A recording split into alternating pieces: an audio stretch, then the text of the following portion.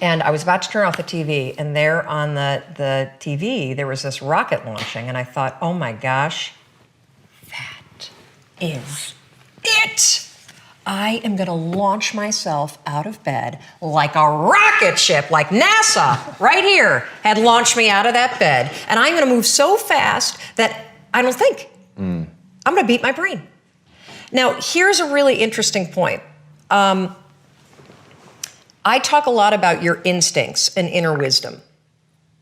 And we can get into this a little bit later, but a lot of us talk about the fact that you have a gut feeling. But what all this research that I've done for the book and all the speaking that I do, what I've discovered that's fascinating is actually when you set goals, when you have an intention on something that you want to change about your life, your brain helps you. What it does is it opens up a checklist, and then your brain goes to work trying to remind you.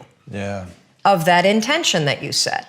And it's really important to develop the skill, and I say that word purposefully, the skill of knowing how to hear that inner wisdom and that intention kicking in and leaning into it quickly. So for me, my brain saying, that's it, right there, move as fast as a rocket, Mel. I wanted to change my life. Again, it's about how do you go from knowledge to action. So the first thing in this story that's important is realizing that the answer was in me. And my mind was telling me, pay attention. Could have also been the bourbon. I mean, I had a couple of Manhattans that night. But anyway, the next morning, the alarm goes off, and I pretended NASA was there. It's the stupidest story. I literally went 5, 4, 3, 2, 1. I counted out loud, and then I stood up. And I'll never forget standing there in my bedroom. It was dark, it was cold, it was winter in Boston. And for the first time in 3 months, I had beaten my habit of hitting the snooze button.